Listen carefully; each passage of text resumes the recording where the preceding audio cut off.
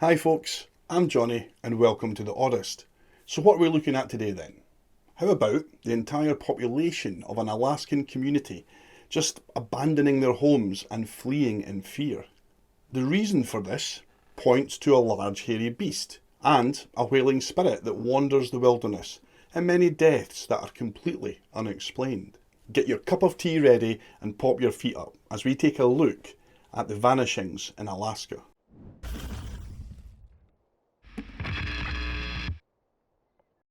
The Kenai Peninsula of Alaska is one of natural beauty, known for its glacial fjords, expansive thick forests and, of course, salmon fishing. There are several wee towns, villages and even areas with city status dotted along the peninsula. In total, we're talking around 59,000 people and change. Poised on the northwest point of the Kenai Peninsula is a tiny wee town called Portlock. Well, it used to be a town. Now it's a ghost town. Portlock itself lies within Port Chatham Bay. It's named after Nathaniel Portlock, an 18th century British explorer and fur trader. Portlock was a thriving little town back in the day, with a portion of the population being hunters, whilst the majority worked at the local cannery. People have been living there from as early as the 1700s, the cannery providing business and export, and in 1921 they opened a post office. Soon it was a thriving wee place. For these types of small towns, reasons for it becoming what it is known as a ghost town are many. This might be because of natural disasters, war. Heck, even a highway being built can cause a town's population to dwindle to zero. But in 1951, the town of Portlock would see its entire population vanish overnight. Not for any of the reasons that I just mentioned, but because of something much more sinister. To understand exactly what happened, we need to pop back in time to 1905. The natives all working at the cannery had stopped work and simply left the area. The reason was both simple yet enigmatic. There was something in the forest, something ominous and dangerous, and it was enough for them to abandon their jobs, their livelihood, and get the hell out. The workers all returned the following year, but reports of strange goings-on continued as before. People would head out into the forest and simply vanish without a trace. Sometimes groups of people would vanish under similarly mysterious circumstances. In the 1940s, there were numerous reports of several strange deaths in the area. Dismembered bodies would often be found floating in the nearby rivers and the lagoon. It's estimated that there were more than 35 cases such as these. More often than not, large animal carcasses like moose would be discovered, also hideously dismembered, only to find that the dead animal's remains would vanish a short time later. Investigation of the surrounding area would yield large bipedal footprints. Kids raised in Portlock would be strictly told to avoid certain areas due to locals believing that there was a creature roaming the lagoon and the surrounding forest called the Antonak. According to the locals, this huge creature was basically the Alaskan equivalent of Bigfoot or Sasquatch. In 2009, a reporter, Naomi Kuda, conducted an interview with a surviving Nanoelec elder called Melania Keel. Melania was born in Port Chatham in 1934. During the interview, she talks about a man called Andrew Camlock, who was her godfather. Just 3 years before she was born, in 1931, her godfather was killed. The cause of death? He had been killed by heavy logging equipment that was far too large and heavy for any human person to move or throw. Now, I've done some deep research into this case. I found a few news articles and even video interviews with Melania. Unfortunately, they are in her native tongue and I can't seem to find a translation. But already the part that doesn't make sense to me is, how can she have a godfather that passed away 3 years prior to her birth? Maybe this was a custom in Nanoelec traditions, but although I believe the story, I worry that maybe the reporter got the dates wrong somehow. I don't know. Let's press on. On another occasion, a group of 4 hunters were out hunting moose when they discovered strange footprints. These prints were estimated to be 18 inches in length. Tom Larson was a fisherman, also from the town. As he was rigging his boat on the shore one day, he looked up and spotted something he described as huge and hairy, walking on two legs. He immediately ran back the short distance to his home to fetch his rifle. As he crested the hill back to the beach, he didn't expect to see the creature still there. It was closer now and facing him.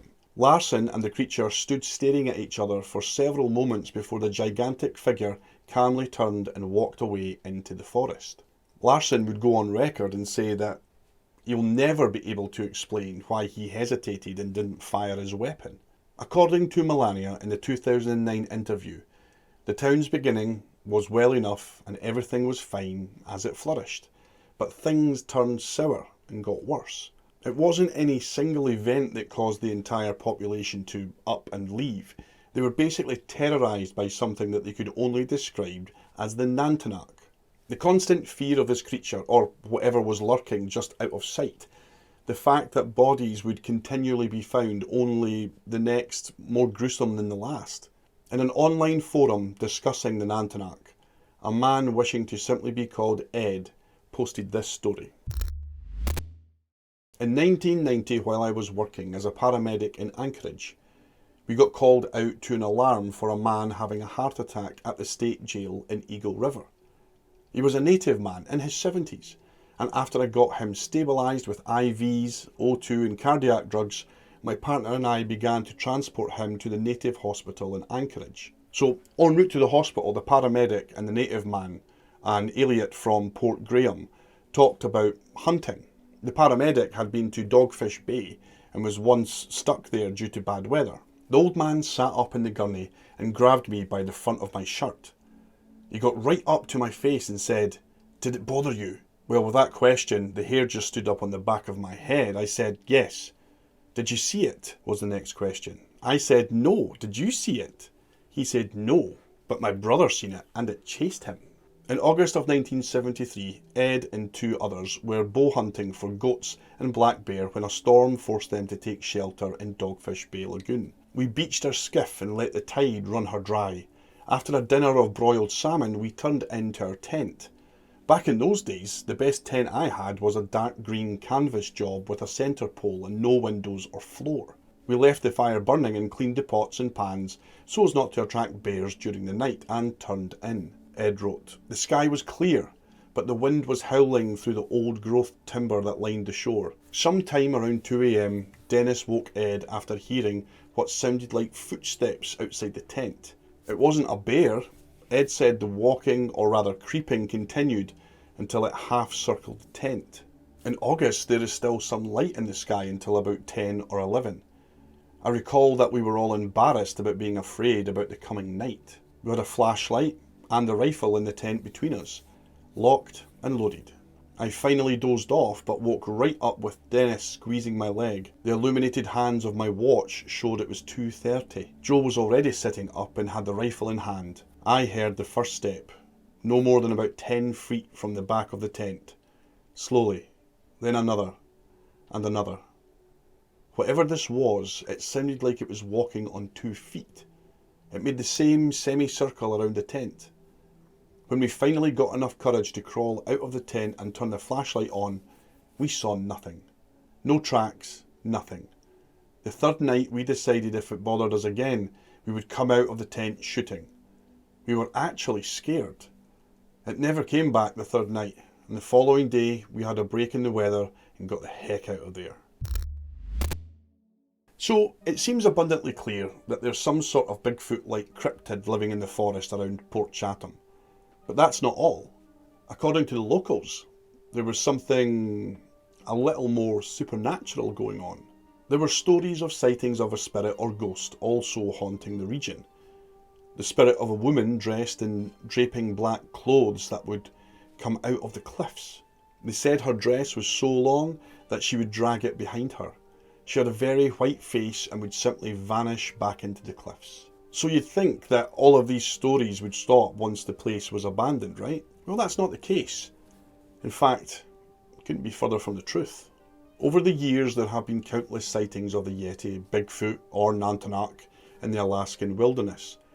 There's been countless reality TV shows made, documentaries, and it's been the subject of many a YouTube video and podcast. The world as we know it became obsessed with Bigfoot after the legendary Patterson-Gimlin film was released in 1967. To this day, it is said to be the greatest video evidence of the existence of Bigfoot. Conversely, it's also pegged as one of the greatest hoaxes. What's your thoughts on the Patterson film? Me, personally, I've always thought it was a hoax. But then because of my confirmation bias, I would only watch documentaries or read articles that would support my hoax theory. In any case, we've been at it since then, but for the natives of this remote Alaskan village, the Antonak has been around for much, much longer. Portlock is pretty well known as one of the creepiest places in Alaska, with the rumours of a bipedal creature stalking the woods, ghostly hauntings and other unexplained events going on in the area. I've read online reports of people that have been told by residents living on the Kenai Peninsula, don't be going to Portlock, you won't survive. Whatever the reason for this mass exodus, one thing is abundantly clear. Portlock was a real place. Real people lived there, and they really did vanish seemingly overnight. Whether it was due to the constant threat of the Antonak or the creepy haunting of the woman in black, heck, it may even have been a serial killer bumping people off. More than likely, it may well be legend and tales passed from generation to generation. Maybe one day, a body was found due to a bear attack. As time went on, that body became several bodies, and the bear became a massive Bigfoot creature. Who knows? One thing is for sure, if anyone ever says to me, hey, fancy a wee trip to Portlock? I'll have to pass. I'd love to know your thoughts on this story, folks. Maybe you've already heard of this story. Maybe you're watching this from Alaska. Either way, I would love to hear from you. Thanks for spending time with me today and hanging out. Stay safe out there, folks. And remember, keep smiling.